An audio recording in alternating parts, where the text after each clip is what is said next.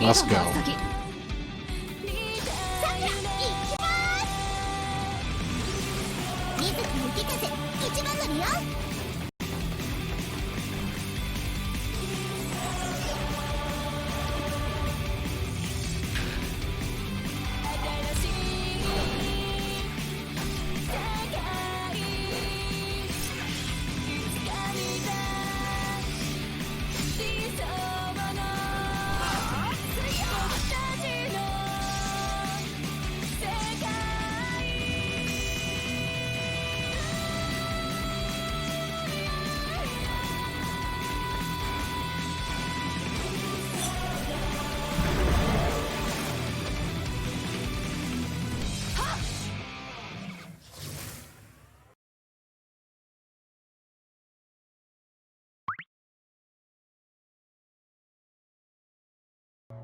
Let's begin. A golden opportunity.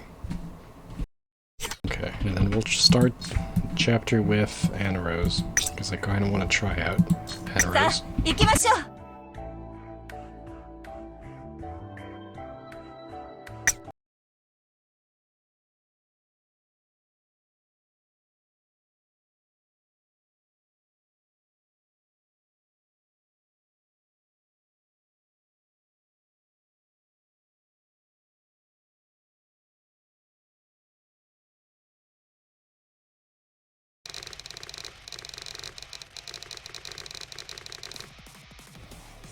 Oh yeah, this is where we stopped last time, on the chapter 18, right?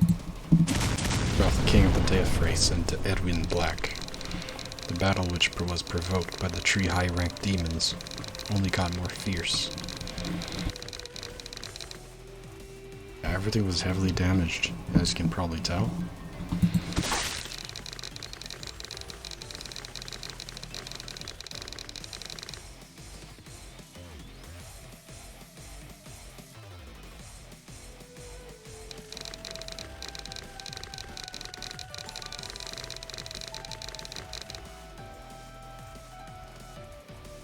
Yeah, Astaroth can just melt anything, so...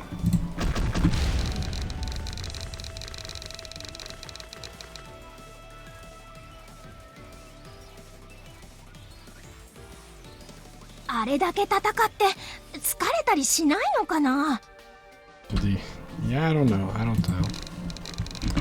Said Sakura under the breath while watching the tree battle from afar. The task force was supposed to support the King of the Death Race, but they couldn't even get close, since the battlefield was filled with molten lava that can melt even special alloys, and violence that destroyed all armed helicopters and tanks. Yeah,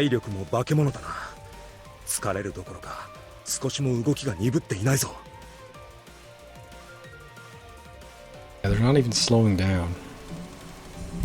Well,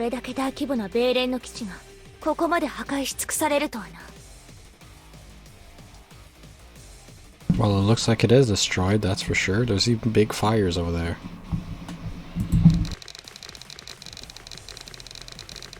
Just like Sush said, the UFS base has collapsed under the force of the three high-ranked demons, no longer able to operate the base.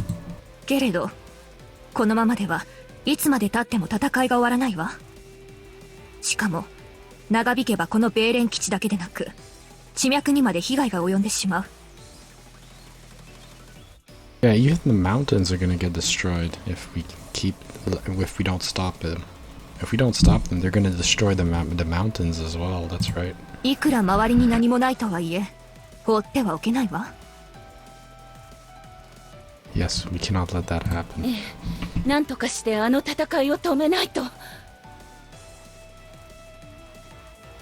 さて、どうしたものか。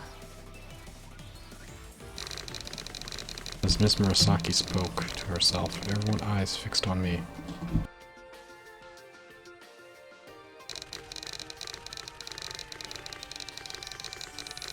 It's not like we've done nothing during the last 12 hours.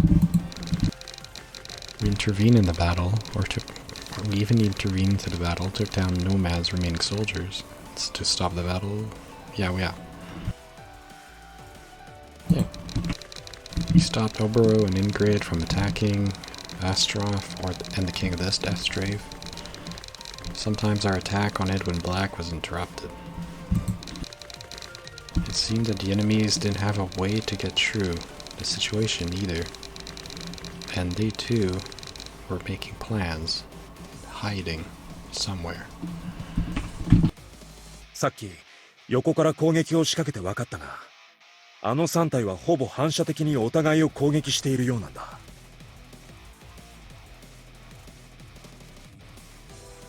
ええ。見てから反撃するのではなく、長年の経験から体が勝手に反応している。How are we gonna deal with them though? It was when we attacked them via Emily's drone from a distance.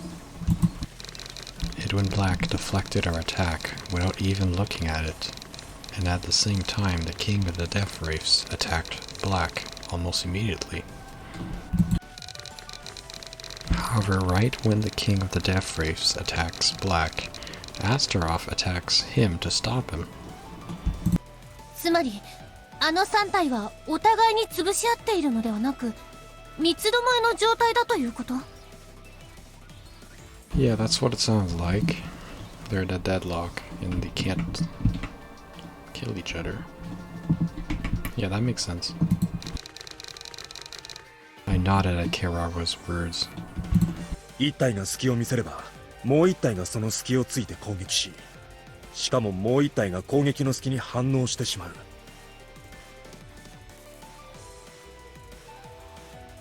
それによって3体の攻撃は致命傷に届かず、戦いが長期化してしまうんだ。It's basically a never-ending battle. Yeah. しかも相手は上級魔族。戦いが長期化しても体力や傷も回復し、ほぼ無尽蔵に戦い続けられるというわけね。Yeah, it never ends. Yeah. Stamina is refilled, yeah, and they're constantly healing. はい。3体に疲労の色は見えないですしね。1体は夜が本領発揮できる吸血鬼だしね。Yeah, and a vampire does not help at all. ならこのまま指をくわえて見ているの？ We'll do something, don't worry. We'll figure something out, eventually. She's irritated, because all she can do is watch her clan's arch enemy without being able to do anything. I slowly shook my head in disagreement at Asuka's sharp words. いや、一つ思いついたことがあるんだ。ただ、少し危険。It's just a tiny little bit risky. Yike. Just a little bit risky.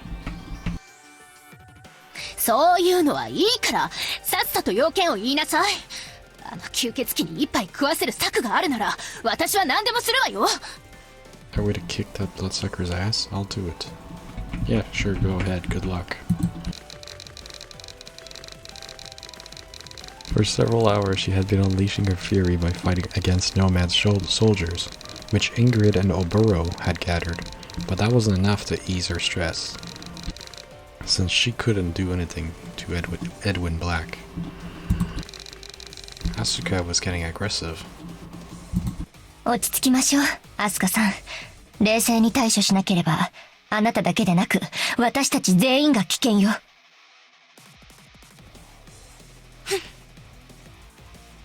けれどこのままでは永遠とあの3体の戦いを見ていることしかできないのも事実だわ。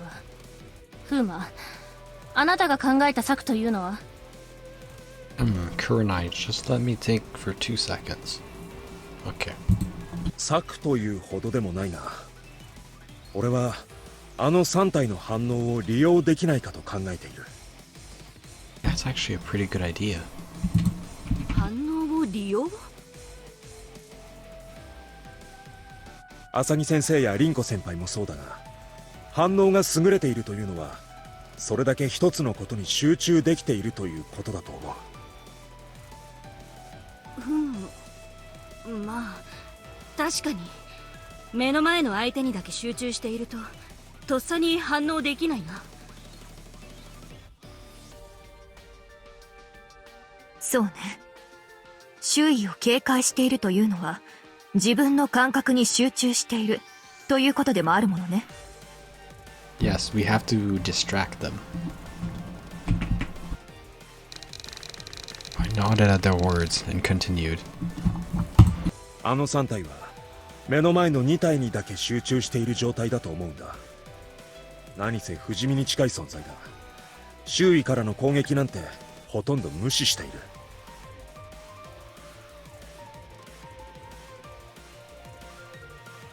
けど長年の戦闘経験で培われた勘が外部からの攻撃に反応して勝手に防ぎ、その隙で一瞬だけ3体の集中が点でバラバラになってしまう。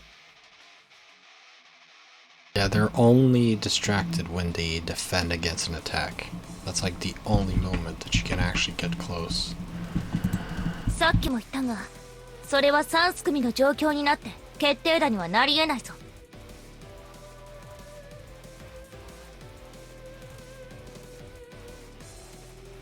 ええ。エドウィン・ブラックに隙を作れば、四季の王とアスタロトがお互いを牽制し合ってしまう。ですね。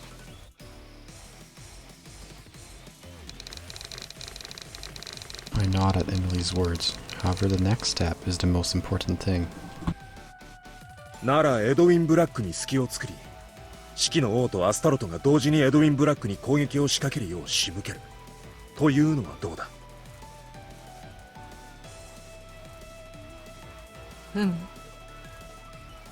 要点だけを言うと、一つの隙では四季の王とアスタロトのどちらかしか反応しない。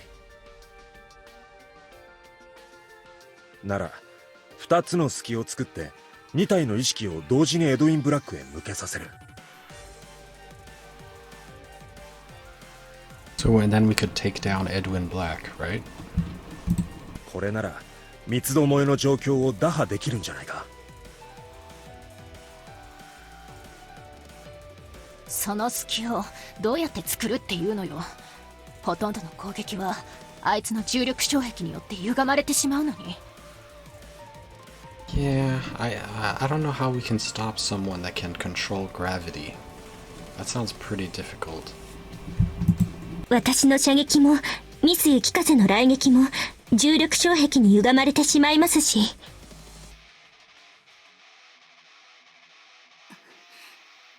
フーマン、隙を作る役割なら私と雪風に任せてくれ。凛子先輩、いけるな、雪風。もちろんよ、リンコ先輩。いざとなったら跡形もなくぶっ飛ばせるんだから。 Then let's do exactly that then. Let's blow them off the face of the planet. That sounds pretty good. If Rinko, who has a soft spot for Yukikaze, is confident, it means there's some hope that we can break Edwin Black's gravitational force field. だが、それでは一つの隙を作るだけではないか。もう一つは。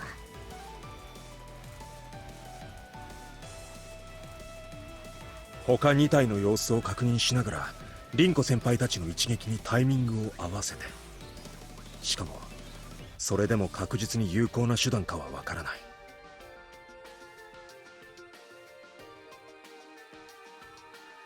検証している時間も余裕もないからな。なら手足が機械の私が行くわ。 Oh yeah, you do have android limbs. I forgot about that. なら、その任務は私が行くわ。As soon as I was done talking, Asuka and Kurenai both volunteered at the same time. 二人ともこの任務がどれだけ危険か分かっているの？エドウィン・ブラックに一泡吹かせられるなら私はそれで構わないわ。私も同じ気持ちよ。あの男だけは許せないから。The two were determined. Not only did Miss Shiranui, who asked them, but Miss Asagi also sigh. The two are skilled enough, for sure, but there was something that worried me, that I couldn't help but be concerned about. Vengeance fueled by the loss of her mother and her entire family. Most importantly, hatred towards the vampire who had ruined their lives. These feelings could be dangerous in the fight. Will that hatred make it possible for them to cooperate with Emily? On a mission where they must risk their lives, as failure is unacceptable, they must not let their personal matters interfere with the mission in any way. I looked at the two and then looked away, because I could felt that they were willing to give up their own lives to succeed in this mission.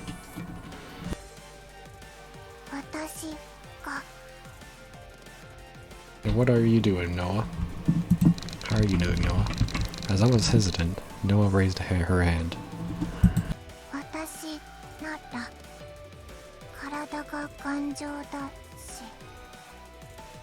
I mean, Edwin Black is technically your father, right?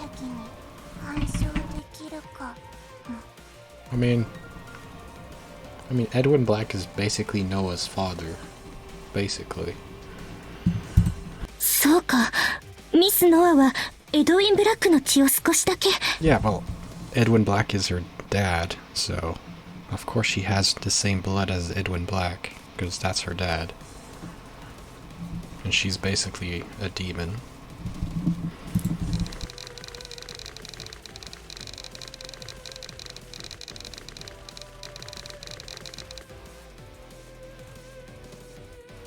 Well, yeah.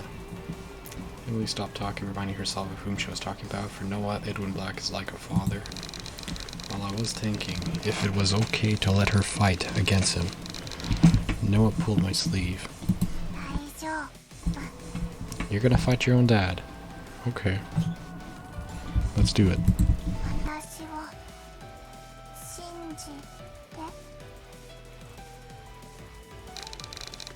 It is rare for Noah to go this far in this expressing her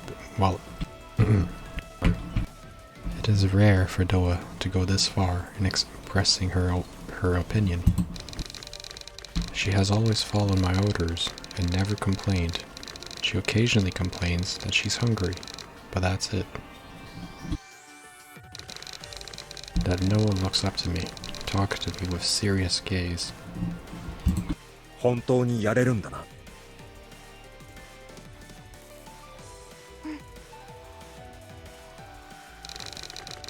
I'm not asking because she's a demon, or she has some kind of relationship with Edwin Black. I'm asking if it's okay for her not to drink blood.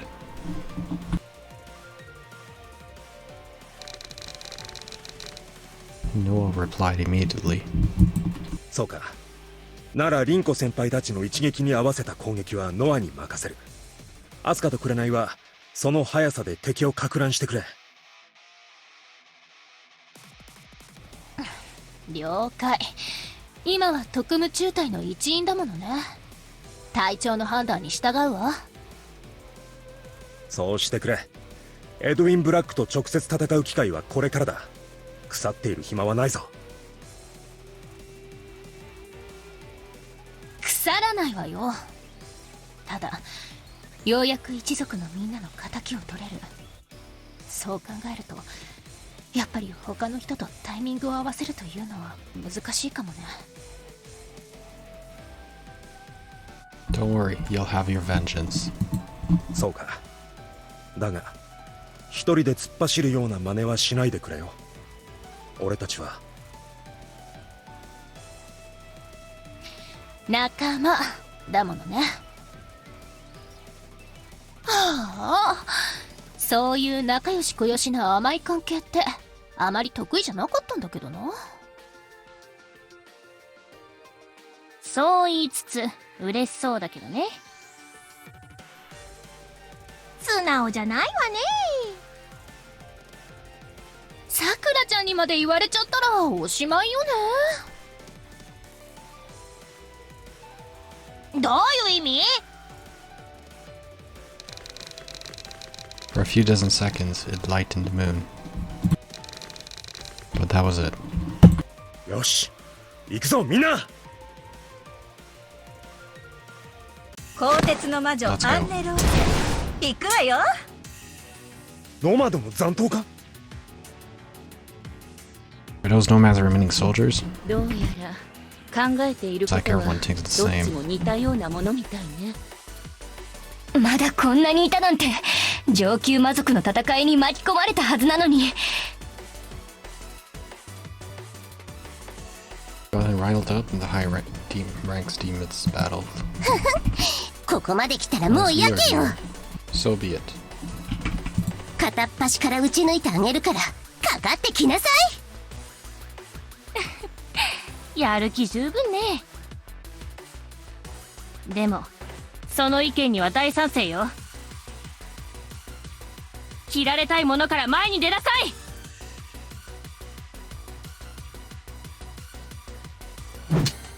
Let's do this, and then let's try Aneros, because that's a new character I just got.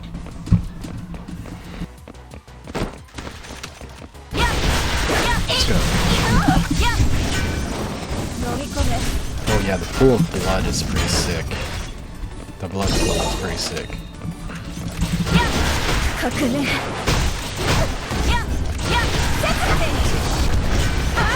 革命。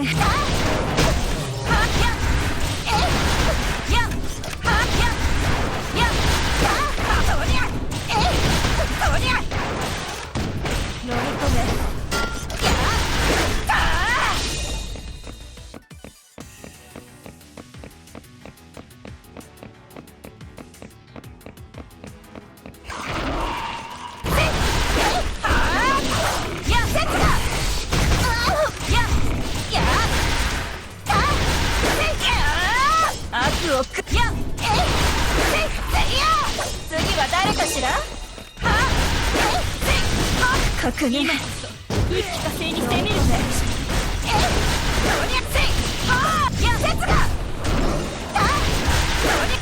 革命。悪をこの Yeah, I like the combos you can do with Aneros so far. And I like her special attack. There we go. Takes that click, kills the bombs.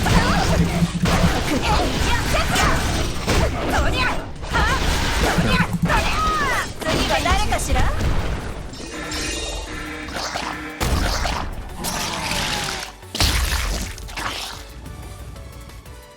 Come on, Commander. Get over here.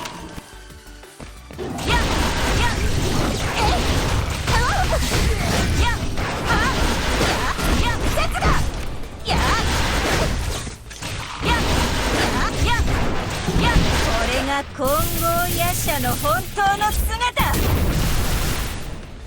はあ！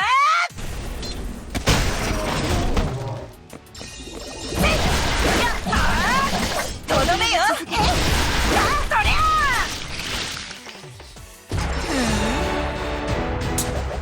なかなかうまい式じゃない。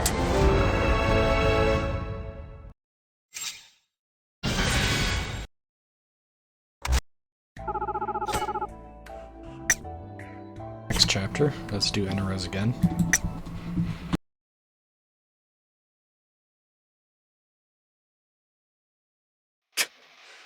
ノマドの残党がまだこんなに残っているとは。さっきまで隠れていたくせになんでいきなり出てくるのよ。こちらの動きを読んだというわけではないでしょうけど、何かしらの行動を起こすと予想しての妨害でしょうね。勘が鋭いやつがまだ残っているようだな。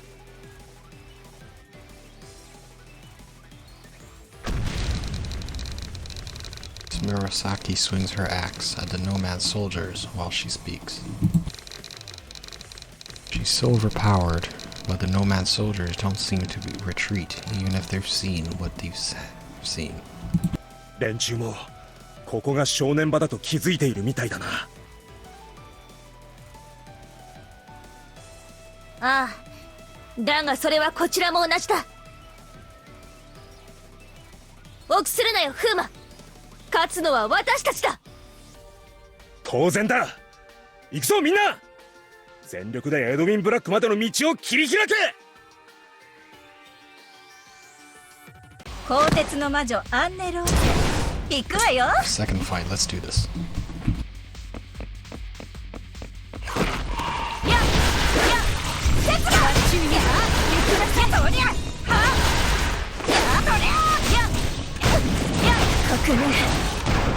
飲み込め、このや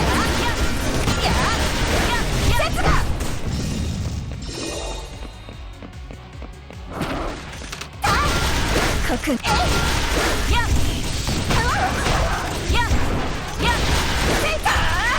悪を食らここは任せて。説が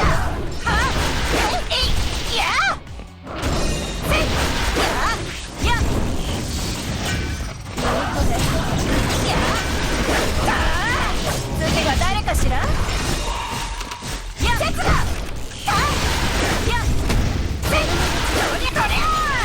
悪を食ら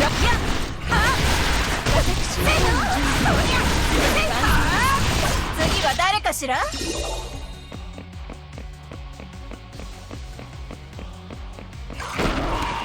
Oh shit. That explodes. 飲み込め。今こそ一気呵成に攻める時でしょう。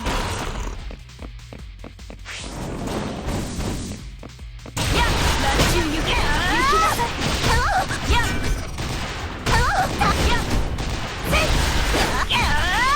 仕上げね。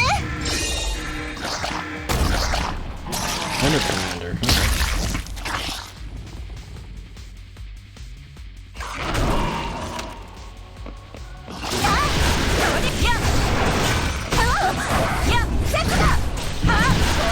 混合夜叉の本当の姿。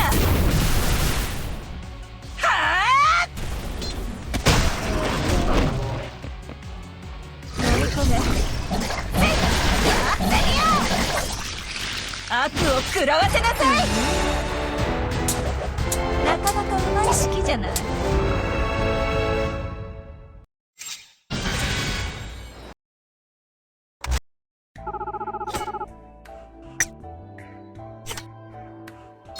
Let's switch characters. We tried Danrose. Let's play Ingrid next. さあ行くぞ。我に続け。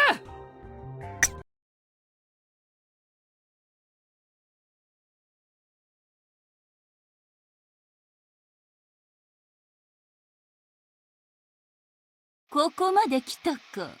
特務中隊。ゴミども。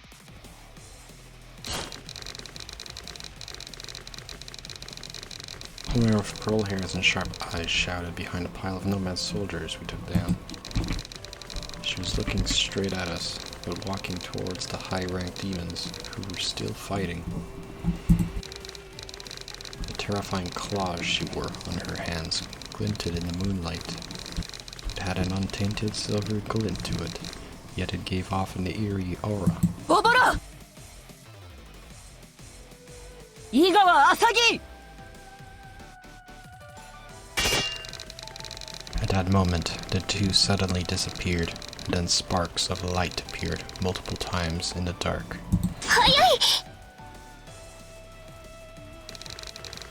They were so fast that neither Emily nor Asuka could barely chase the moves with their eyes.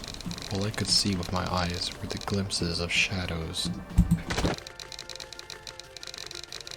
The next moment, Misasagi and Obero came back to where they disappeared, pointing their weapons at each other. エドウィン・ブラックにはここで退場してもらうわ。あら、それができるのかしら。たかが10人程度のあんたたちに。Right after Obero finished speaking, nomad soldiers appeared one by one. ええ、できるわ。くだらない自信ばかり増長して、そんなことは不可能だと教えてやるよ、その体に。She then looked at her huge claws that represent her strength. A long snake-like tongue slithers out between her bright lips. Obero is not taunting or bragging, it is just her way of threatening her enemies. Obero shows off her claws like an animal, baring its fangs, or a snake hissing. It's as if she was proving to us that her weapons are sharp and an eagle's talon. その生倉で切れるのはせいぜいその辺の物言わぬガラクタ程度だろうよ。 Oh man, that's a funny insult. Your claws are so blunt that they can't even tear cotton candy. Oh, that's funny. へえ、けどね。Obero swings her right arm. The claws she swung brewed a storm of blades, and it blew away dead nomad soldiers or dead brave who were healing. 肉を切る程度はできるさ。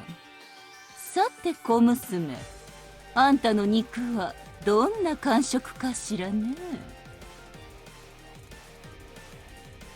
悪趣味なおばさんだ。引導を渡してやるから、ごたくばかりさえずってないでかかってこい。それはこっちのセリフよ。ここまでノマドを引っかき回してただで済むと思わないことね。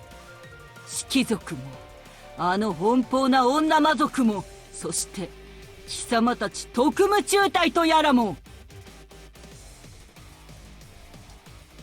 今夜終わらせてやる。ああ、その言葉には同意するよ、おぼろ。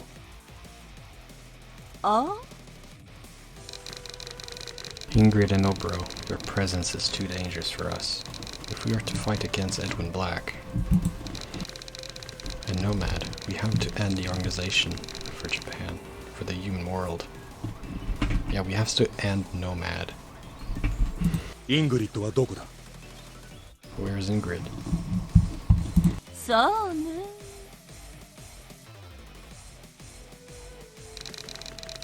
But our enemies may be thinking the same.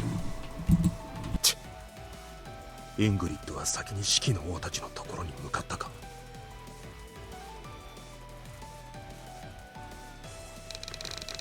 It was after 10 seconds or so later that I realized Obero was only here to stall us. Only 10 seconds or so, but that was all they needed. 風磨君、先に。いや、行かせん。お前たちはここで足止めさせてもらうわよ。 The remaining nomad soldiers, including the wounded ones, then pointed their weapons at us. 部隊を分けるの？それとも全員で一点突破？突破したところでイングリッドとおぼろの部隊に挟み撃ちにされては困る。こっちも部隊を分けるぞ。朝木先生、スー、さくら、ここは頼んだ。任せろ。先に行きなさい。すぐ片付けて追いつけるわ。この私を相手に部隊を分けた上にすぐ片付けるだって？ずいぶんと舐めた口を聞くようになったね。このクソガキアサギ。魔界騎士イングリッド、参る。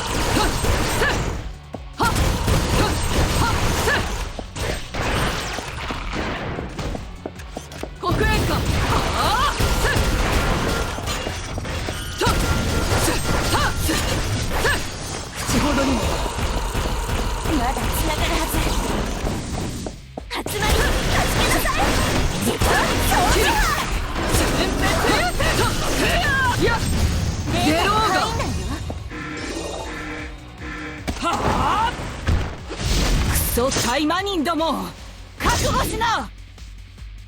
Come on, Obero. 魔剣ダークフレイム伏せろ。はあはっとせ黒煙か。はあ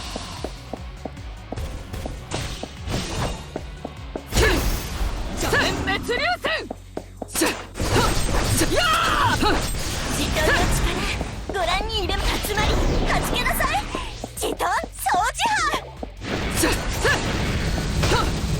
Oh shit, no, it's not a spinny attack. There we go. 黒煙か。はあ邪念滅流線とせはっせ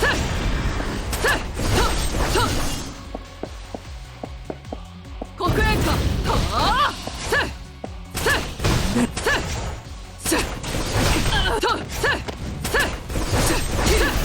邪念滅流線ムカつくわ。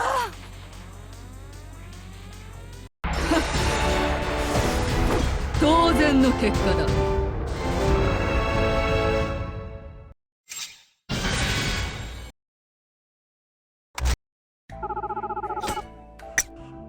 Next section. Let's switch to Sue. Yeah, Sue. いいだろう。行くぞ。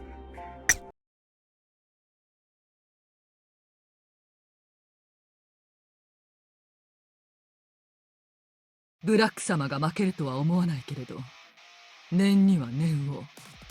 確実な勝利でなければあの方は満足しないからな。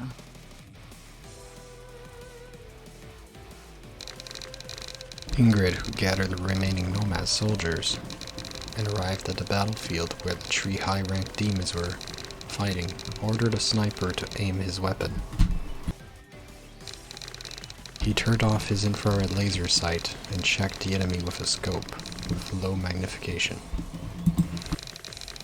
The sniper rifle, which was too weak to take down a high-ranked demon, found two monsters fighting against her lord, the vampire. Take down Obero, catch up to Ingrid, who is ahead, and check the situation. よし、イングリッドが行動を起こす前に間に合ったようだな。Yeah, I hope we got here in time. 数十人分の魔力を込めた魔力弾なら一瞬の月くらいは作れるはず。 Wait, did you put a bomb? イングリッド！もうおぼろを倒してきたのか。やはりおぼろの部隊だけでは足止めも難しいか。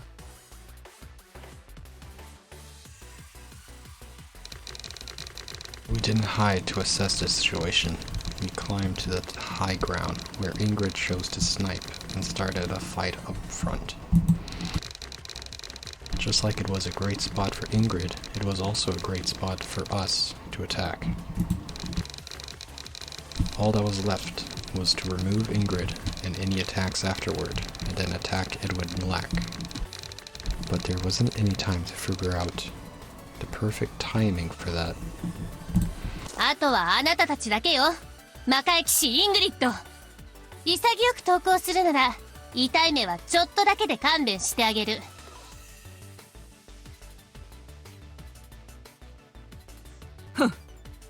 もう勝ったつもりか。あいにくと勝負は最後の瞬間までわからないものだぞ、若いタイマニンよ。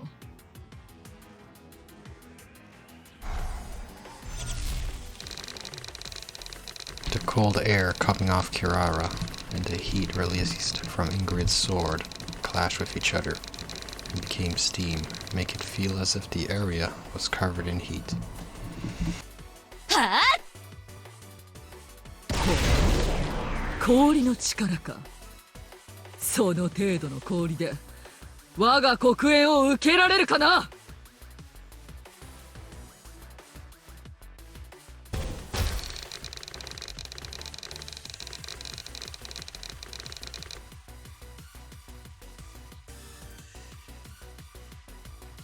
Could join, I could stop her. Kirara attacked Ingrid.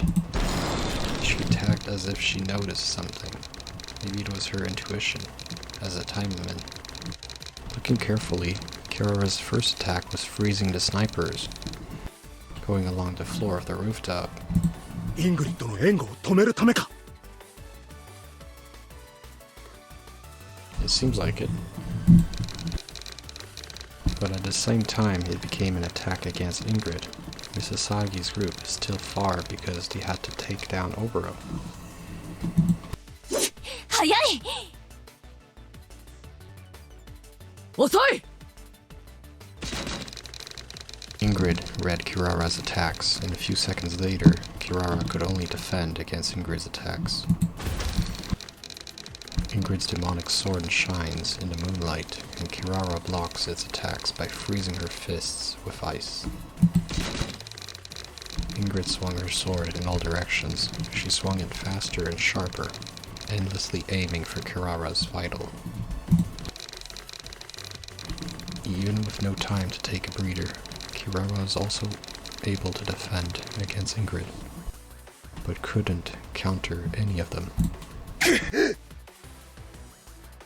手助けをする隙がない。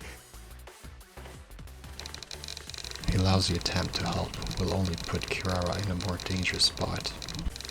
Such thought stops me from throwing a kunai. なめるな。 Kirara found a brief chance and tried the counterattack, but it was Ingrid's trick. She deliberately did it to break Kirara's defense. Kira, who became impatient, fell for the trick, tried to counterattack, and ended up being unable to maintain her guard. 若いな。まず一人。なめるなと言った。 Surprisingly, Kirara completely dodged Ingrid's sword, which Ingrid had swung with maximum speed and perfect timing, even while losing her balance. Not only that, but she created plenty of ice pillars by stomping the ground and made Ingrid step back. どうよ。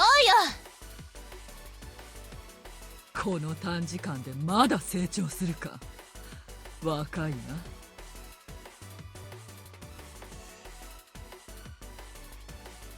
それが魔族にはない人間の取り柄なの。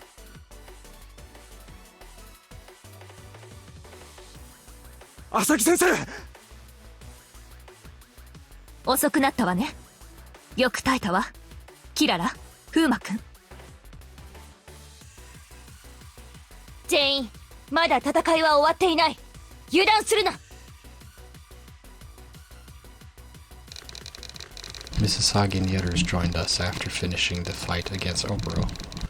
Sue, who followed Misasagi, raised her voice, and we aimed our weapons at Ingrid. 行くぞ。スージンレイ、行くぞ。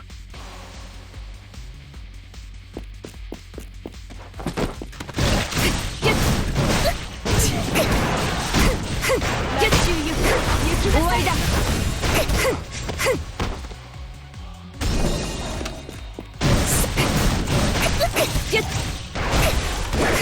とどめだ。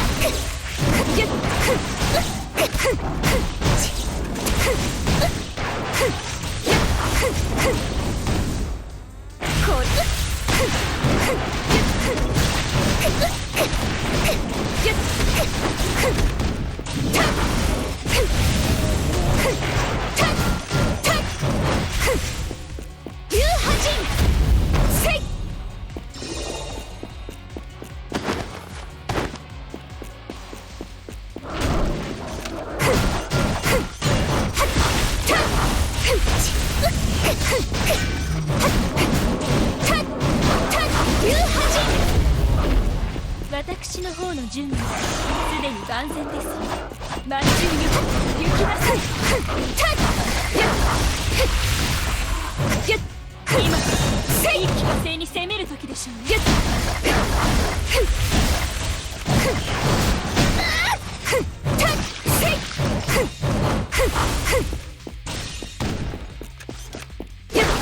これで決める。節破傷。せい。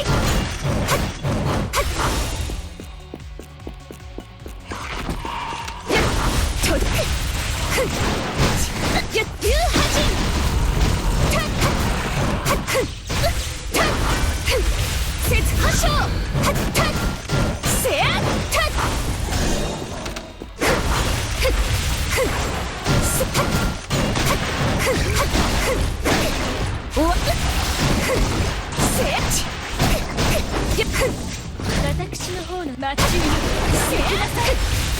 節破傷。魔界騎士の力 Come at me, Ingrid. かと見よ。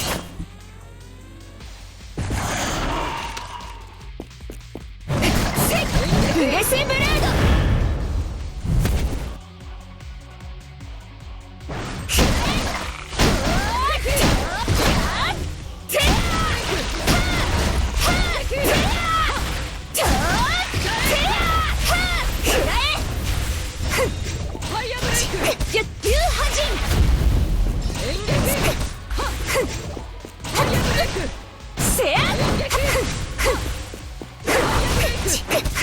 Shit, am I gonna lose this fight? とどめだ。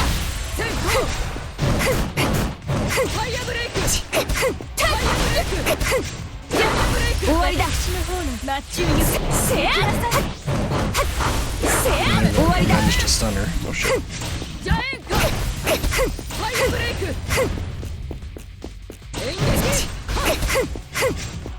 演劇せや。ファイアブレイク流波陣。演劇せや。演劇ファイアブレイク Dang it, I'm gonna fail this, am I? 演劇ファイアブレイクジャエンカ演劇 Dang it. If I fail this, I'm just gonna switch to a better character. ファイアブレイクファイアブレイク演劇 Oh fuck, I failed. I failed. No, no, no, run away. ファイアブレイク演劇私の方の準備はすでに万全です。私は Okay, ま let's だ。 just switch to Asagi, because Asagi is higher level. Let's just switch to Asagi, because Asagi is higher level. 私が出る Just わ。 one shot.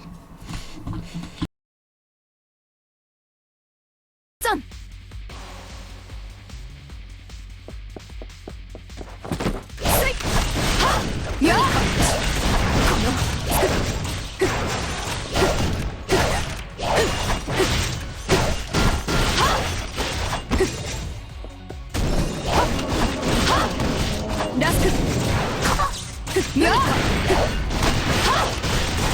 よなら。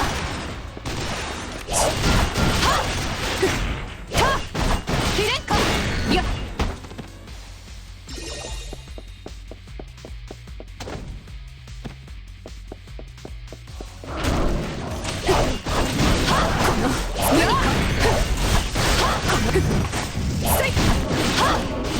ラスト。今ならいけるよ。ガツンとお願い。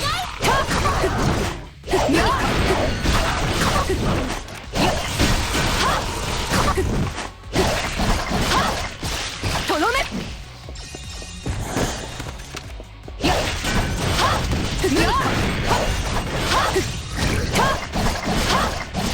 ラスト。切れんか。やっ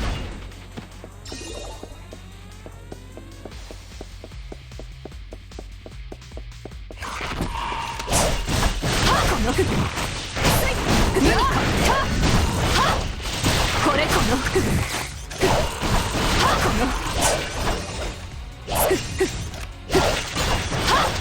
とどめ。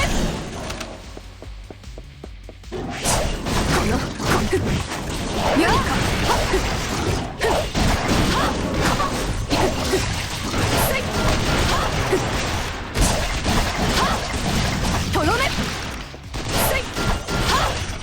There we go.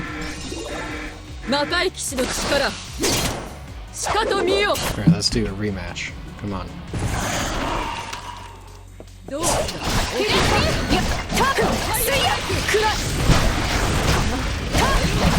忍法殺人か。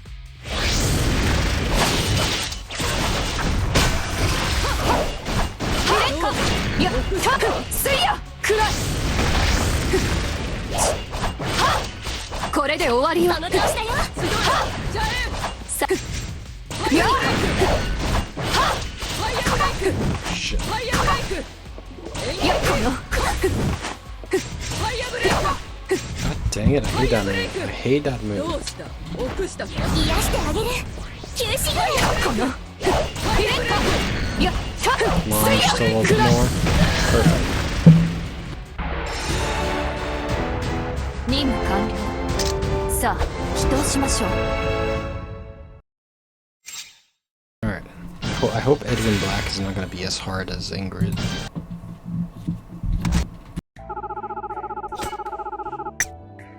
Okay, so the next 551, that's the last section.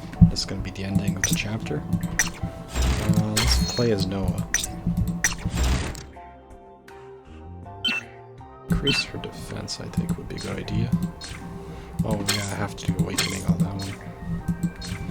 Peaceful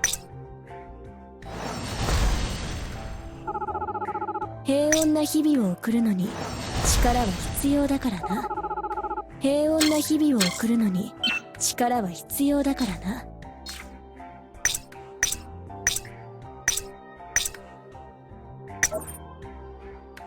I have enough gold. Oh shit, I'm running out of gold.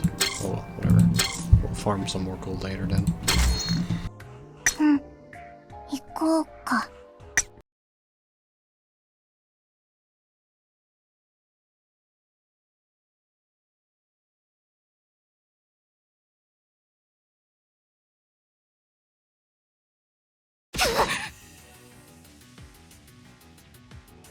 まだこれだけ動けるか、魔界騎士。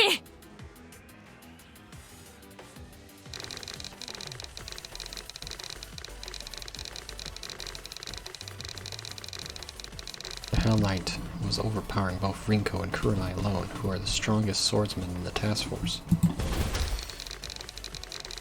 3 swords attacked Ingrid, but she defended against them all, with only 1 demonic sword. That may be a difference in talent and ability, but could this be an overwhelming difference in amount of experience? 私は負けられない。絶対に負けるわけにはいかないのだ。 However, she got injured here and there, and was bleeding a lot. Frankly, she seemed too exhausted to even stand. but she puts more strength in her hand holding the sword to swing it much sharper, faster, and stronger, overpowering the two. As if her tenacity to win swallows Rinko and Kurenai. 援護します。ダメだ。 At Ingrid's pressure, Rinko and Kurenai step back, but they didn't sheath their swords. Rinko sent a sharp glance to Ingrid. 私は切ることだけを学んできた。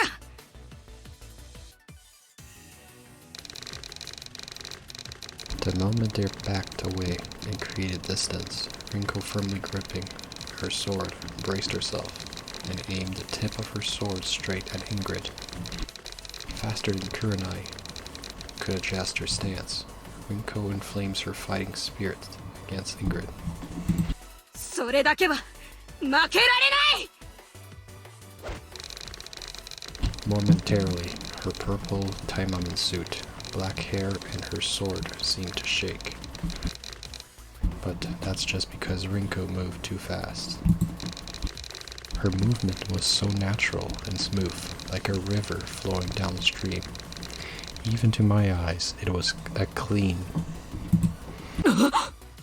It's a clean attack. Let's go. However, she dashed in a straight line, leaving her defenseless against swordsmen like Ingrid, who could easily slash her with her eyes closed. As expected, Ingrid's sword was going to slash Rinko. But Rinko disappeared in no time. 一刀流王に胡蝶乱舞。バカな。切られた。私が。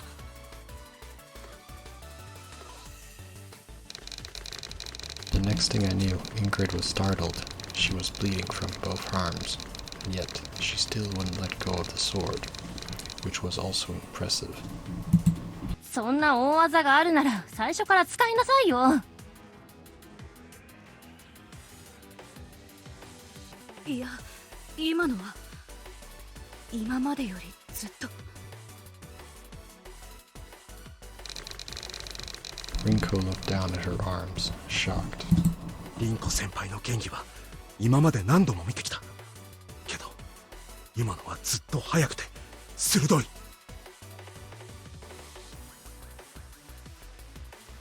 1対1ではなかったとはいえ、ついにイングリッドのような実力者と対等に渡り合えるほど成長したのね。浅木先生。そう、ついさっきもこんな顔をしていた。俺たちで判断し戦う様子を見守って。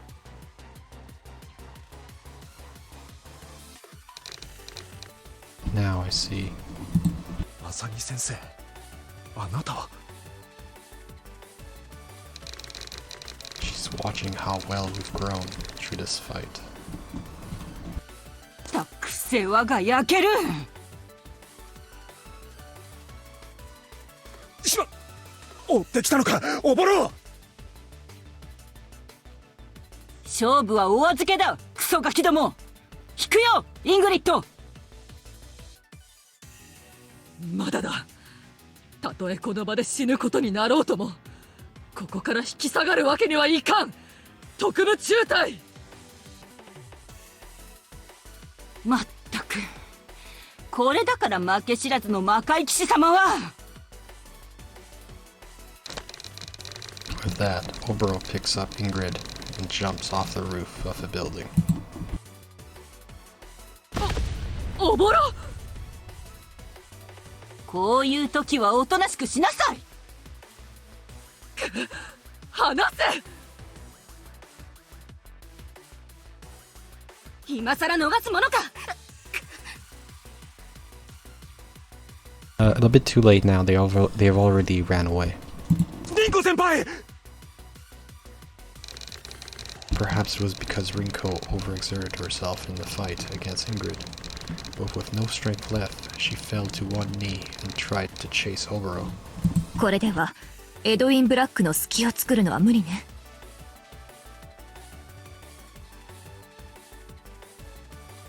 いえ、まだいけます。大丈夫。私一人でも凛子先輩の分まで頑張ってみせるから。雪風。だから任せてください、凛子先輩。では急いで次の手段を。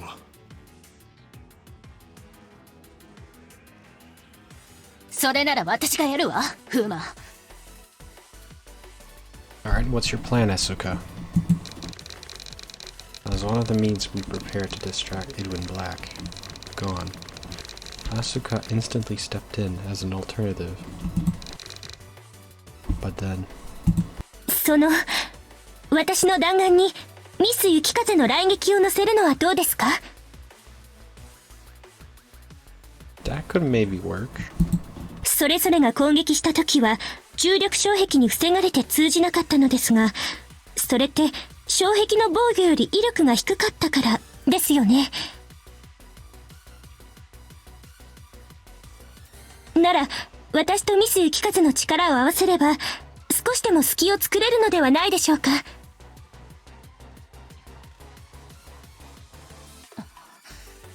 試してみる価値はありそうね。では今から作戦を説明しよう。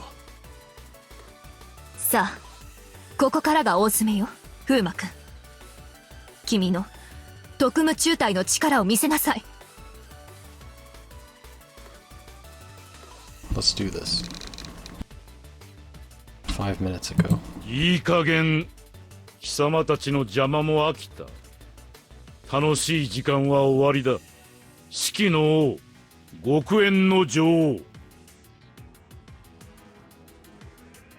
あら、釣れないことを言うのね、吸血鬼の王。楽しい楽しいあなたの夜は始まったばかりなのに。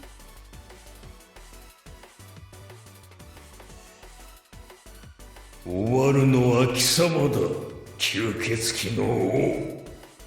魂を汚し他者を操ることしかできぬまやかしの王よ。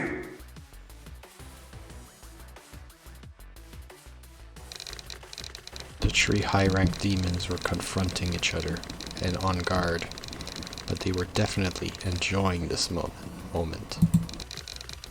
This is a rare occasion in the human world where the three high-ranked demons are in the battlefield.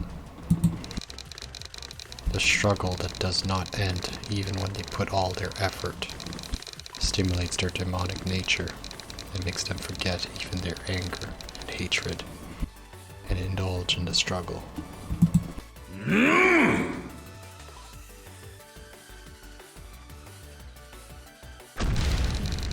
The king of the Death Wraiths made the first move, confident in his immortality. He ignores getting hit and attacks Edwin Black. Aiming for the head of Edwin Black, he swings a huge mace in his hand with all his strength. If it hits, his head would ooze blood like a crushed tomato, no matter how high-ranked he is. However, the attack is blocked by an invisible wall. 腕力だけしかない時代遅れの古い王はここで消えろ。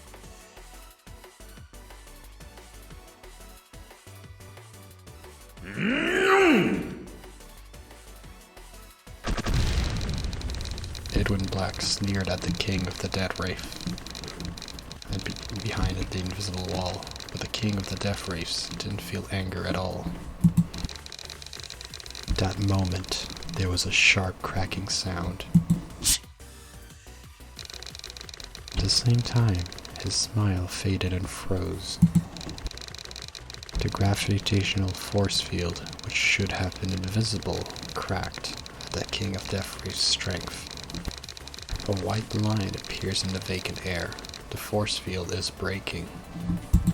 この戦場で死んだ者の魂を吸収したか。化け物め。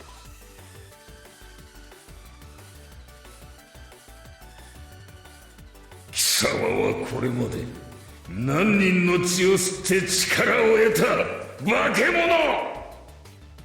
貴様に文句を言う資格などないわ。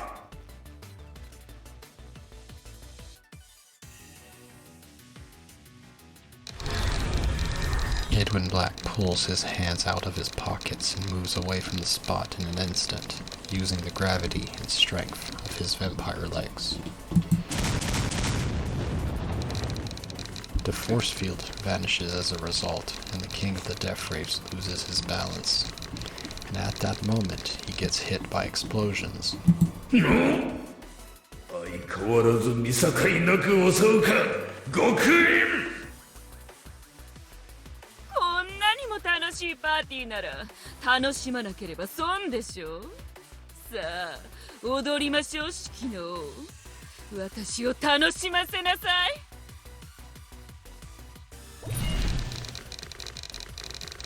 Numerous small flaming orbs form around Astaroth and fly toward the King of the Death Race.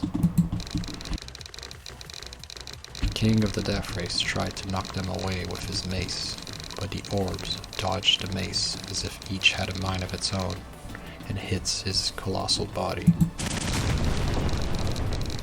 And then came the massive explosions that were unimaginable from the orb's small size.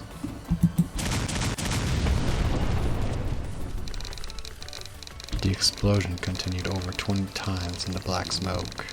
The King of the Death Wraiths, who lost some parts of his body, was already healing, emerging from the smoke.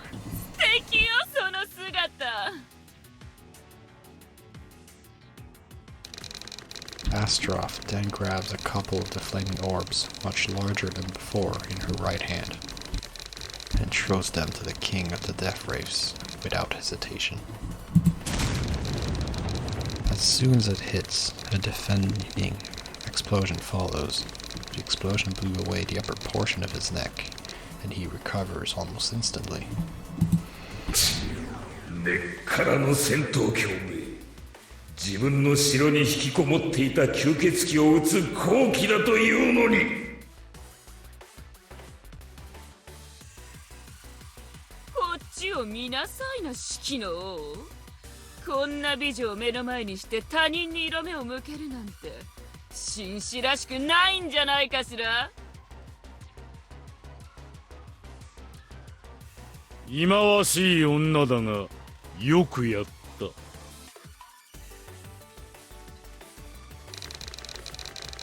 As the King of the Death Wraiths and Astaroth started a brawl, Edwin Black, who was a bit away from them, stretched his right hand to them. And then he made it into a fist.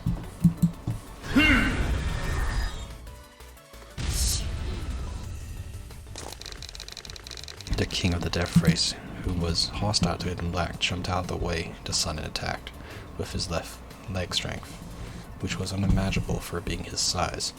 But Astaroth couldn't break away from the arranged attack, from the invisible wave of gravity. It seemed like nothing touched her, but her right arm was crippled to the point where everything below her shoulder didn't function.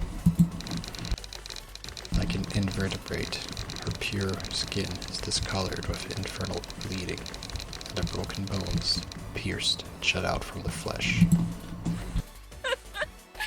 さあ、もっと楽しみましょう。死なない怪物同士、殺し合いましょう。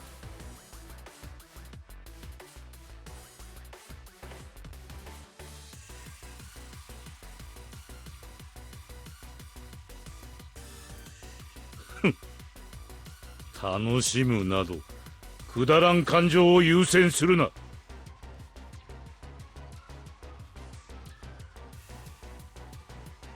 あら、妙なことを言うのね、エドウィン・ブラック。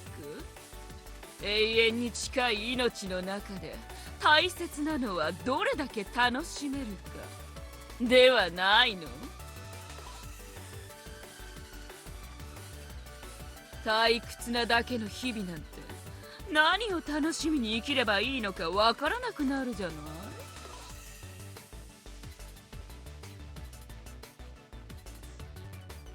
魔族の王を決める争い、魔族に対抗できるタイマニン、魔族を利用しようとする欲深い人間たち。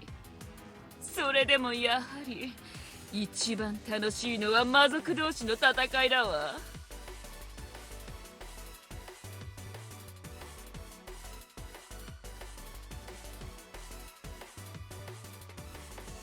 殺しても死なない私の腕を簡単に砕き、私の炎に対抗できるなんて楽しいのかしら。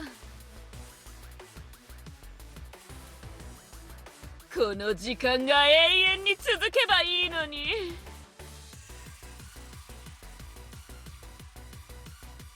お断りだな。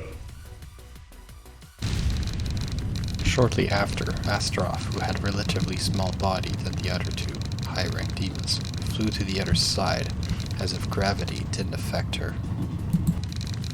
She got hit by the mace of the King of the Death Race, and was flung onto the UFS special alloy wall, which remained intact, even while the three high-ranked demons were fighting.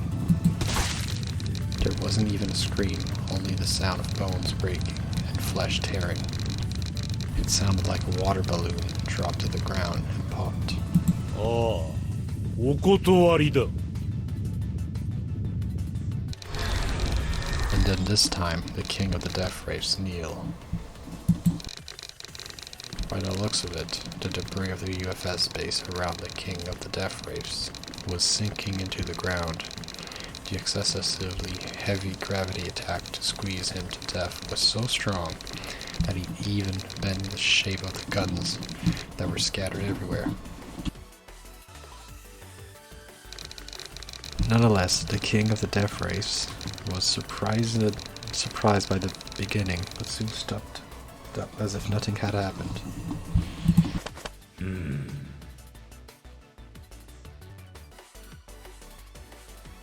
何かしたか。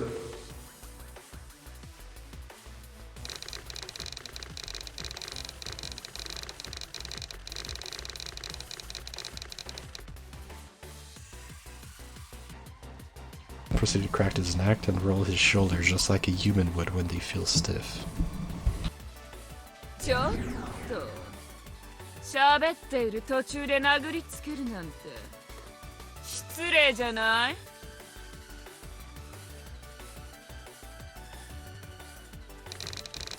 Astaroth, who could have become minced meat at this point, returns to the battlefield as if nothing happened. And Edwin Black, who doesn't show a single look of surprise at the two of them. To the three mortals, killing each other is just another game.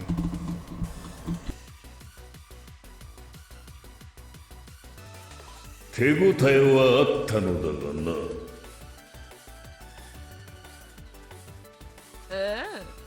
せっかくのドレスがひどいありさまよ。元から真っ赤だろう。Edwin Black's left arm must have burst out even before he could finish his sentence, even though the underpart of his shoulder was blown away. が、今さら身だしなみに気を使うのか？ However, they did not seem bothered, and the conversation continued. くだらぬ争いも無意味な虚栄心も今日で終わりだ。特務中隊を潰すことが目的だったが、貴様らを滅ぼすというのも悪くない。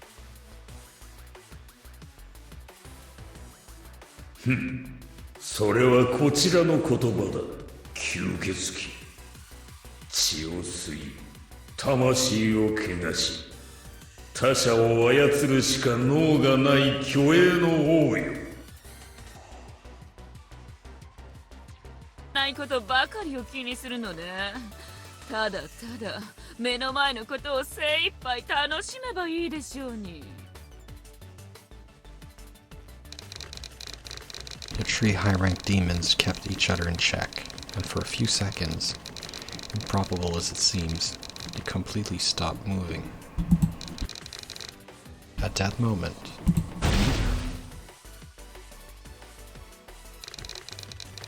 Edwin Black felt something touch the force field guarding him. For a fraction of a second, the Vampire King is distracted from the other two. But Edwin Black wasn't too wary of them. If one of them moves, the other one will watch for a chance to attack, just as they have done until now. With this in mind, he didn't lose composure. さて、この状況をどう打破するべきか。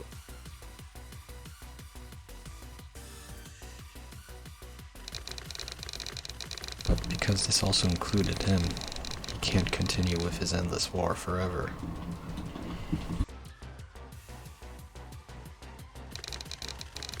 There's not much time left for him. This doesn't mean his life is on the line, but that he doesn't have much time to destroy the task force. They may get away while he confronts the two like this. That's why he wanted to get this stupid fight over with. That was all he wanted. Edwin Black! The king of the death race approaches Edwin Black. The moment his attention momentarily shifts. Now all that was left was for Astaroth to take advantage of the king of the death race, and the battle would be stalemate again. Nani? For the first time that day, Edwin Black let out a surprised cry, only slightly though. His expression remained stern, but his gaze turned to somewhere. He saw the face of a girl who he faintly remembered. Noah Brown is a girl who the arrogant Vampire King remembers. She's less of a priority than Igawa Asagi. She's on par with Shinguchi Kurenai at best. She's not his daughter, but an experiment that shares his blood.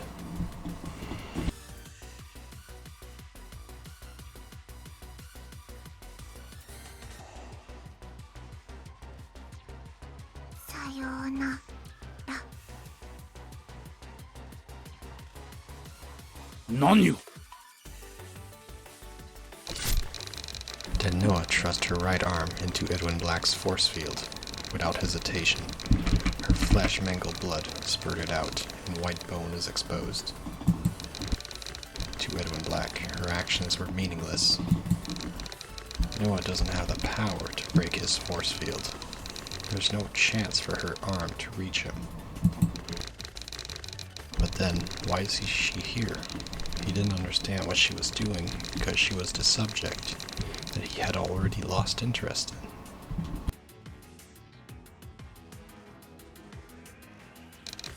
So by the time when he realized her intentions, it was too late. 捕らえた! 隙だらけね! しまっ! The mace of the king of the death race, who absorbed the souls hovering in the battlefield, easily destroys the force field and smashes the right half of the vampire. The fist of the queen of the inferno swings for the left half of the black's body and melts his skin along his luxurious suit. His flesh bubbled, his bones broke, his intestines spilled out, his skin turned to ashes, and both arms disappeared. In the split second he turned his attention to Noah Brown, he gave his blood. The two high-ranked demons caught the perfect chance and attacked him at the same time. Noah! Nevertheless, Edwin Black ignores everything else and directs his anger and attention to Noah, who got in his way. 潰れろ!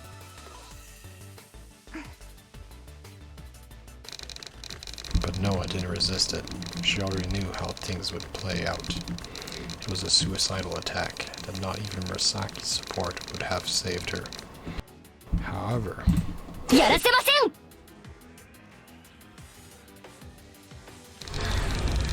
a whip of vines wraps around Noah's thin body and snatches her away from Edwin Black. Samara! His enraged voice shook the air. Then Shizuru's rose whip got cut in the middle. 何？皆殺しだ、人間ども。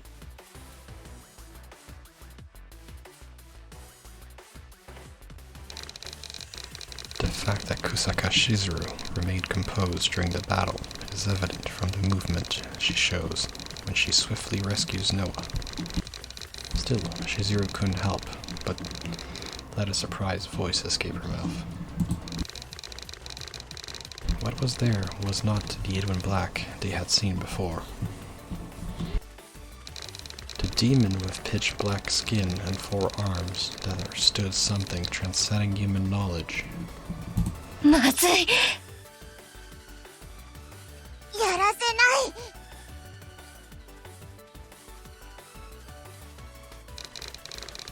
As the demon revealed his dark arm, showing obvious murderous intent, Noah stepped in between Black and Shizuru. Meanwhile, the demon conjures a weapon in each of its hands. All these weapons are capable of defeating any high-rank demon. It's near impossible for even the sturdy Noah to stop one of the weapons. Edwin Black!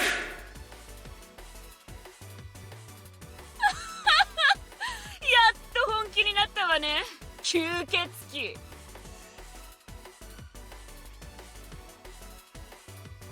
邪魔をするな、四季の王、極縁の女王。貴様らは次だ。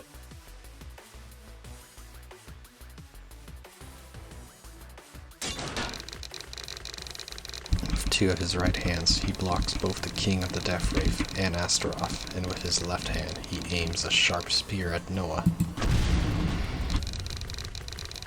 Noah crosses her arm and shields herself to try and protect Shizuru. The reason behind Edwin Black's defeat was his carelessness and pride derived from his overwhelming strength.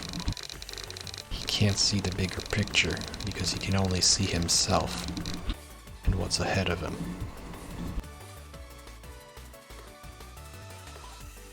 ノアのやつ、紫の援護を待たず勝手に飛び出すとは。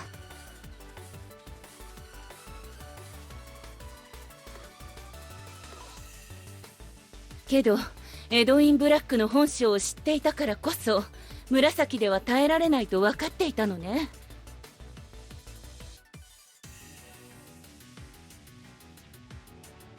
4本の腕と4つの武器、あのどれもが必殺の攻撃よ。おそらく紫の不死覚醒でも即死こそせずとも完全に動きが封じられる。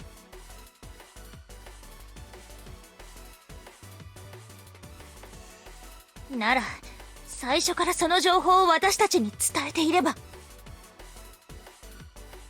そうすれば俺たちはノアを行かせなかった。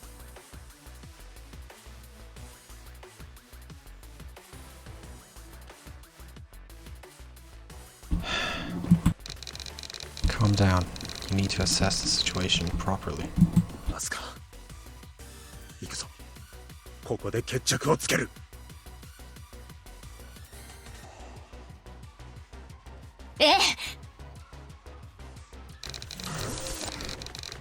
Asa points her injured arm forward. A thunderous noise rumbles from her arm, and at the end of it, a whirlwind begins to power up. The whirlwind combines with the strange charged enemy energy, and then a pale light flies toward the transformed Edwin Black. アンドロイドアーム必殺大麻潮流手法。 The light that left the cannon at the word ultimate brightens the night as if it were day, erupts the ground, and closes in on Edwin Black. 何？ Emily's precise shots, Noah's attacks, the king of the Death Wraiths, and Astaroth's getting in his way. All of these deprived Edwin Black of time to think straight and move accordingly. He immediately tries to put up a force field of gravity, but it's instantly shattered by the king of the Death Wraiths. Thanks to him becoming a demon, the force field had somewhat recovered, but...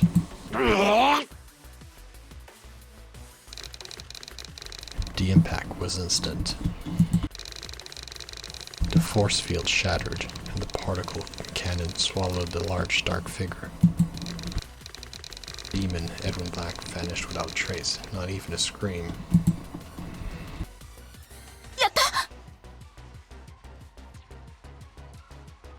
まだだエミリー。大丈夫です。捕捉しています。データを転送。皆さん移動してください。 With that, my comms device rings. やはりまだ生きていたか。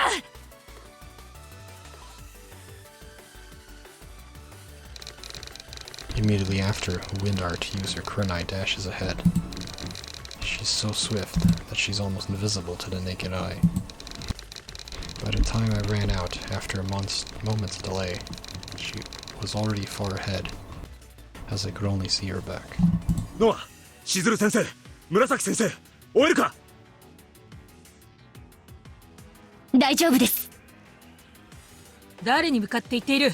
うまくそ急げ。了解。 The two of them easily go past me. Then Noah momentarily runs beside me. 怒ってる。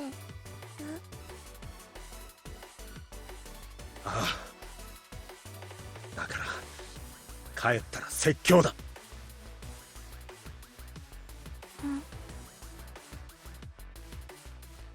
みんなで生きて帰るぞ。力を貸してくれ、ノア。 Lee uses her drone to scout the area and found Edwin Black not far from here. That was proof that he'd been severely damaged by the king of the Death Wraiths, Astaroth, in Asuka's particle cannon. Asaki, who had arrived the fastest, had already begun fighting, and Edwin Black, who was damaged by Asuka's cannon, was prioritizing defense. When the others joined Asuka, the table seems to have turned completely. 油断するな。勝つまで絶対に。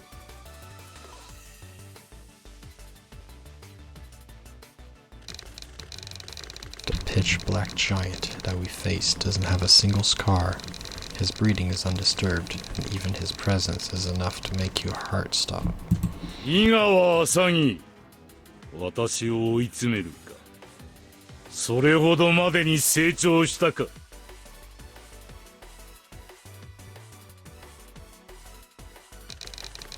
Even in this situation, Edwin Black's words made it seem like he was laid back. There was confidence in his voice, but also admiration for Misasaki. It was an attitude different from that towards a human or a vampire who is not an enemy. Regardless, Misasagi points her sword at Edwin Black. 私一人の力ではないわ。いいえ、私はこの部隊の隊長ですらない。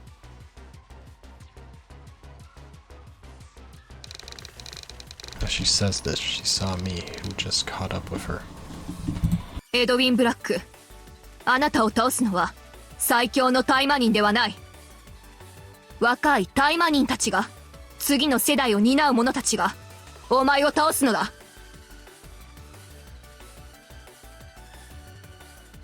はっ、くだらん工場だ。何の価値もない。井川潔、お前なら、お前となら、私たちはいずれ新しい世界の神に至れるというのに。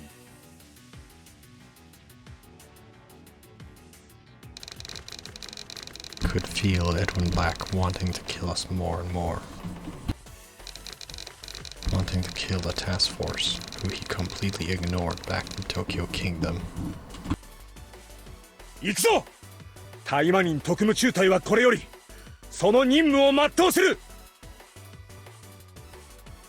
人間世界を支配しようとする魔界勢力を駆逐する。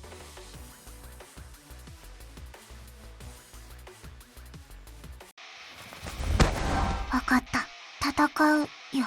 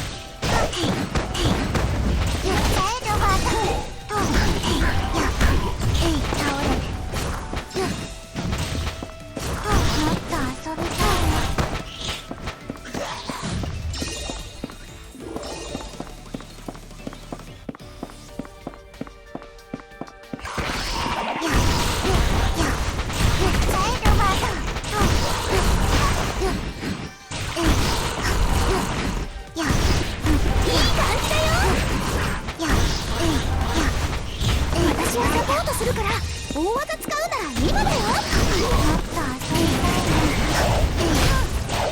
チャイルバート。い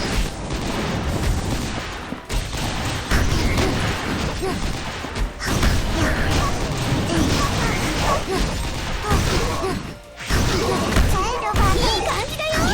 おやすみなさい。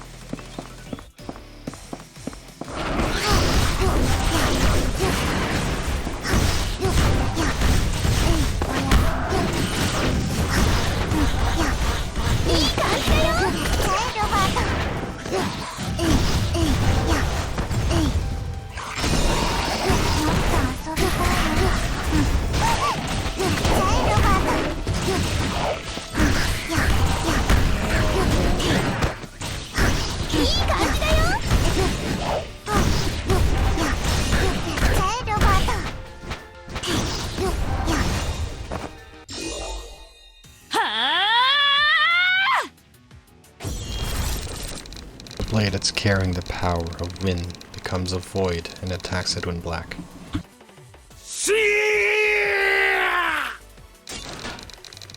No overwhelming amount of attacks. You could even see the afterimages of each attack, but all of them were blocked by only one of 4 of the black arms.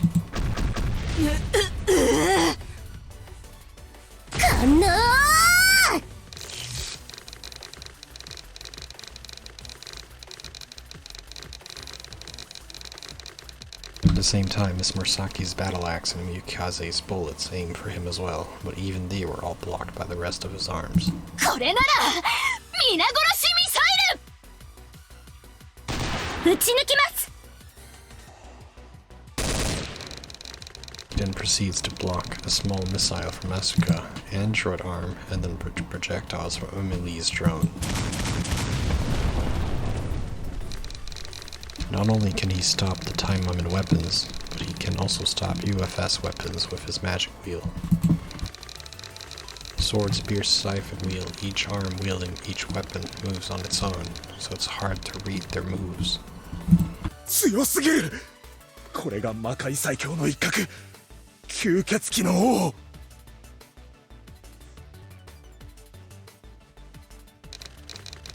Everyone is severely wounded, especially.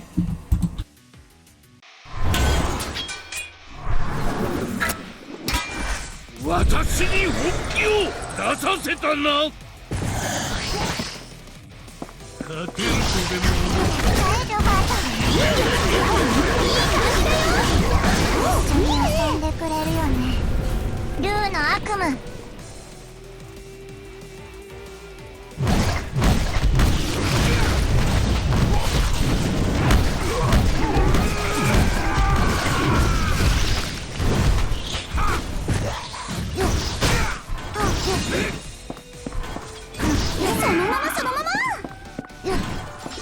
Come on, Archon. Good Archon, Edwin Black.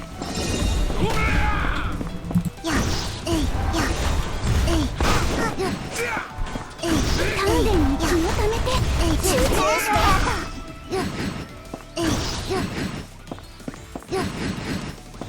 引力からは逃げられない。いい感じだよ。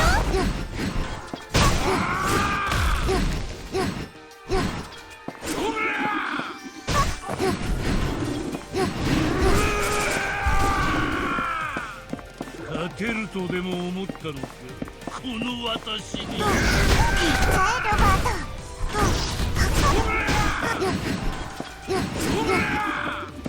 Oh my god, his flying disc things are annoying. Stop throwing those flying disc things. Stop doing the spinning spear scythe things. No, those are scythes. And they're spinning scythes. 引力からは逃げられない。さえロバート、いけるな。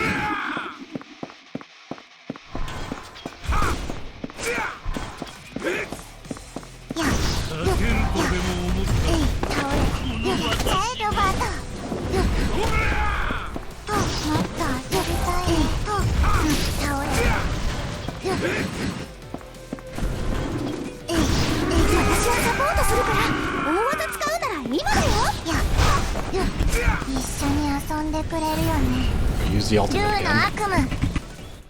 That should take him out, I hope. 丹田に気をためて集中して。引力からは逃げられない。この私が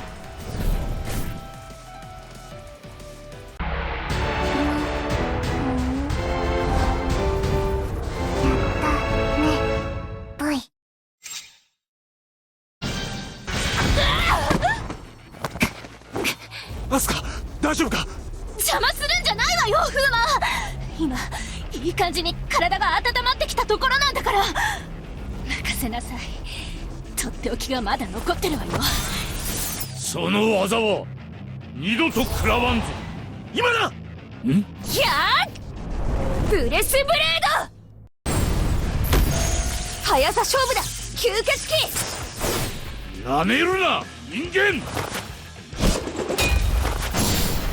数で押させてもらう。決着をつけてやる。タイマン潮流手法マキシマムバース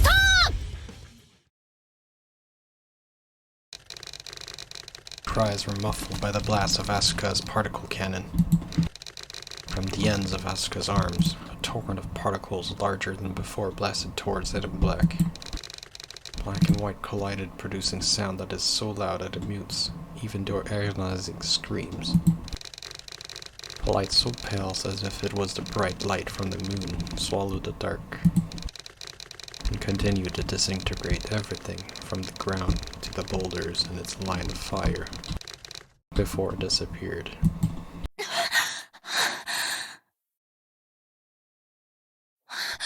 ったの？それフラグ。Before Sakura could finish her sentence, hundreds of meters ahead, the black behemoth that withstood the torrent of the particle cannon stood up on his two legs. 今のは痛かった。 At that moment, in the eerie silence caused by the deafening blast, there was the sound of something dropping to the floor. It only took a moment to realize that it was two of Edwin Black's right arms. That Mrs. Sagi was behind it. 私一人の力ではないと言ったでしょ。アサギ! Before Black's remaining arm could strike Asagi, she pierced his third eye with her sword. なぜ私が耐えると分かった？あの兵器の直撃で私もあなたを倒せたと思ったわ。最後の最後まで吸血鬼の王エドウィン・ブラックなら耐え続けると。魔族を警戒していたのは私たちの隊長だけよ。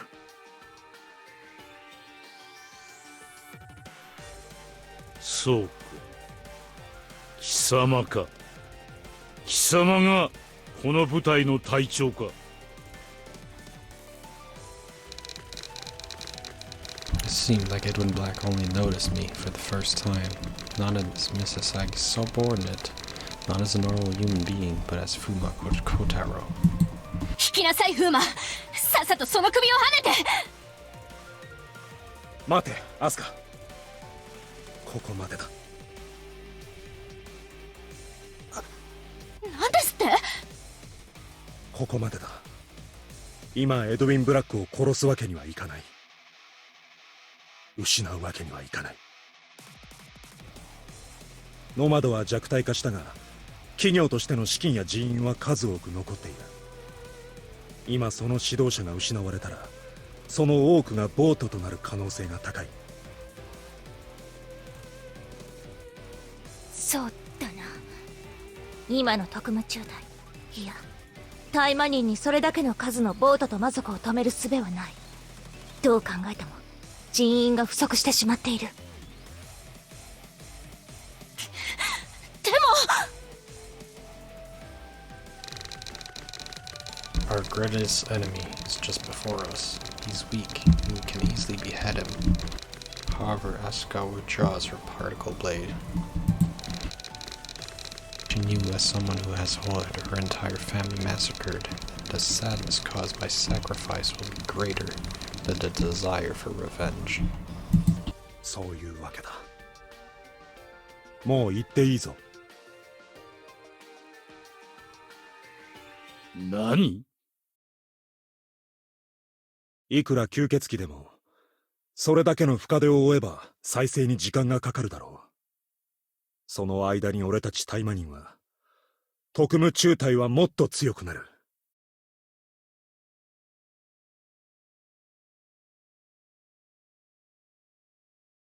次は、ノマドと正面から戦えるほどに。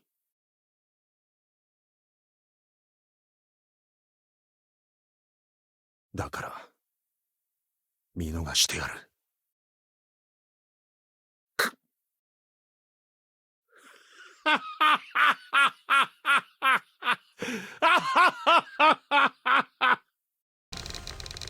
He laughed so loud that it echoed through the dark of the night.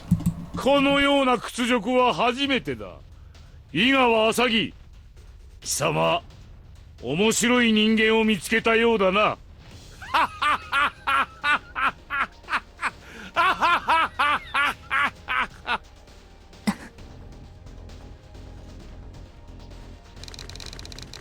Even though he was laughing, Misaki remained vigilant because he was laughing to suppress his rage. Even I could see that. 名を聞かせろ、人間。私を見逃した愚かな人間。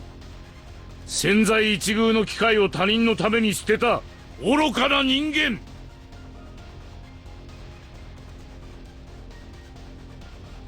特務中隊隊長、風魔小太郎だ。風魔小太郎。風魔小太郎。Edwin Black constantly repeats my name as if he was coughing up blood, as if to curse me with all the hate he could muster. いずれ必ずお前を殺す。このエドウィン・ブラックが必ず風魔小太郎を殺してやる。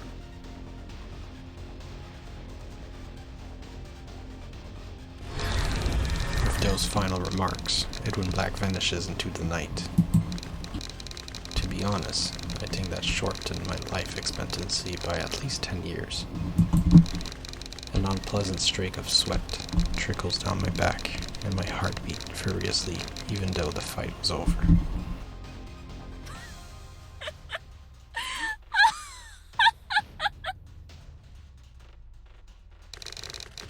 Suddenly, a high-pitched laugh echoed. It was a familiar laugh, one that I don't want to hear ever again.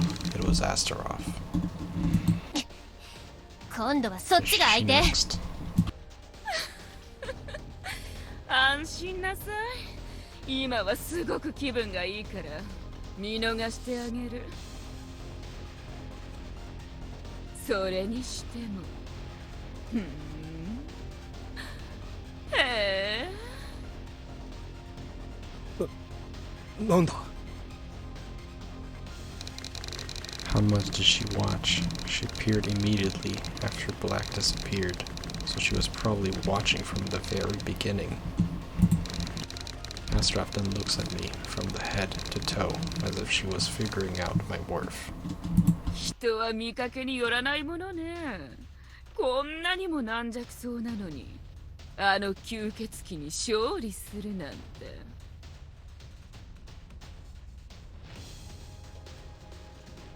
いや、俺一人の力じゃなかった。仲間がいたから。その仲間たちもあなたがいなければ勝てなかった戦いよ。あのエドウィン・ブラックが相手だと人間なんて数秒で肉塊になるのだか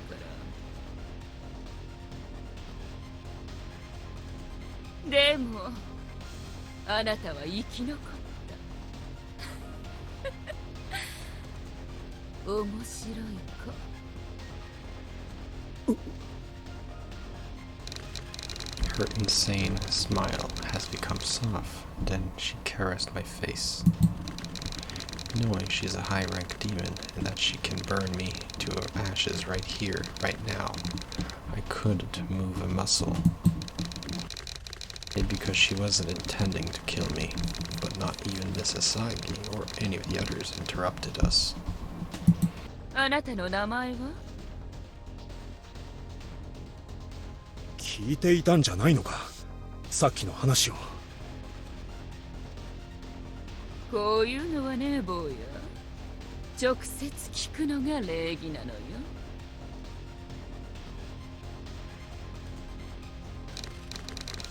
Is it? I mean, it can't hurt to tell her my name. 特務中隊の隊長、風魔小太郎だ。そう。I see. Kotaro. Astaroth repeats my name with those sensual lips of hers. 今夜は本当に楽しかったわ、風魔小太郎。特務中隊。あのエドウィン・ブラックが人間相手に逃げ帰るなんて。魔界の歴史数百年の中でも一度もなかったことよ。ああ、今夜はぐっすりと眠れそう。Gust of wind began to blow at the moment. The heat waves from the Queen of the Inferno cracked the ground beneath us. And then there was no one. 勝手に現れて、勝手に消えて。自由すぎる。そういう女だ、あれは。深く考えれば、魂が疲弊するぞ。ああ、そんな気がする。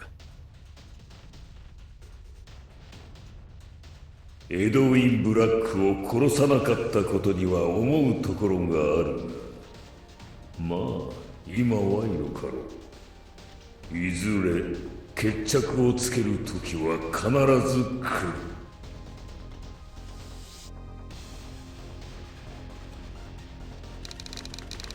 The king of the death race and his kind, who were scattered from being involved in battle against a high-rank demon, gathered and looked up at the night sky. They must have gathered while we were fighting Edwin Black. あの傷ではしばらくは表立って動けまな。まずはあれの野望をくじけただけでよしとしておこう。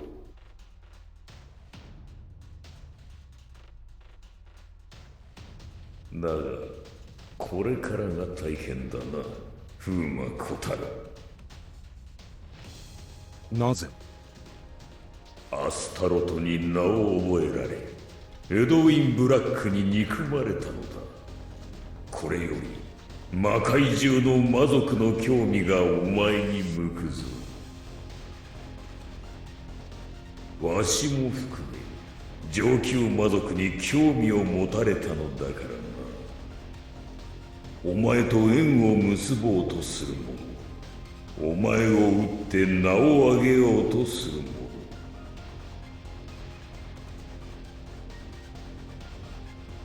者、ノマドの脅威が落ち着けば次の騒乱を求めてしまうのが魔族の常だ。After laughing, the king and his kind all disappear into the night.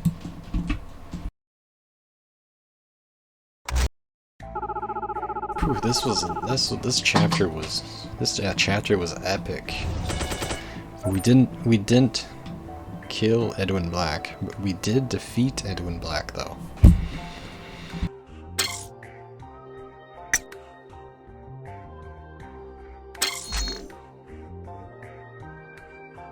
Yeah, this chapter was amazing. I'm liking this chapter. We actually defeated Edwin Black.